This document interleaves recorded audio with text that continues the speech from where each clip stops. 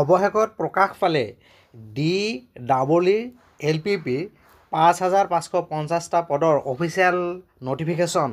ইয়াতে চাওক আজি প্ৰকাশ পাইছে 7 নৱেম্বৰ 2025 এখন DEE অধীনৰ ৫,৫৫০টা পদৰ final merit list update.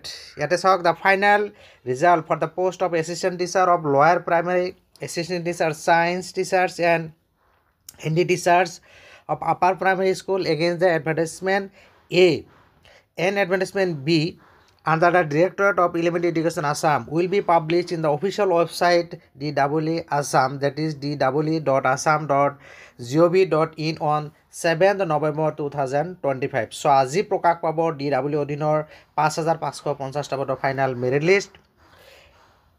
The district-wise, post-wise and medium-wise cut-off marks will also be available in the official website.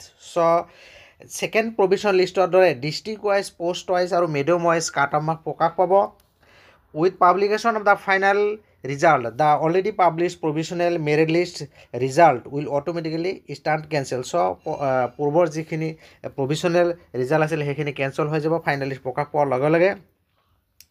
আৰু ফাইনেল লিষ্টত নাম থকাসকলেহে এপইণ্টমেণ্টৰ কাৰণে ক্লেইম কৰিব পাৰিব।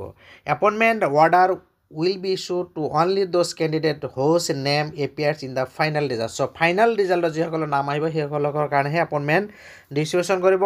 The selected candidate are requested to attend the orientation and ceremonial distribution of appointment letter to be held on 9th November 2025 from 2 PM onwards. So আবেলি 2 বজাত 9 নৱেম্বৰ তাৰিখে এই চেৰিমনিয়েল ডিষ্ট্ৰিবিউশ্যন প্ৰগ্ৰাম অনুষ্ঠিত হ'ব।